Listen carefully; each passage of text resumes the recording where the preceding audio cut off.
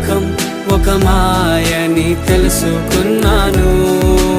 ఏది నా సొంతం కాదనుకున్నాను.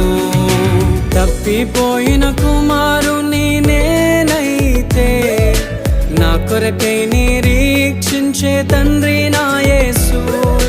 తప్పిపోయిన కుమారుని నేనైతే నా కొరకై నిరీక్షించే తండ్రి నా యేసు. ఈ లోకమంతా నేను వెతకినా నాకు లేదయ్యా ఎక్కడా ఆనందం. నీ సన్నిధిలో ఒక్క క్షణం గడిపినా నా హృదయ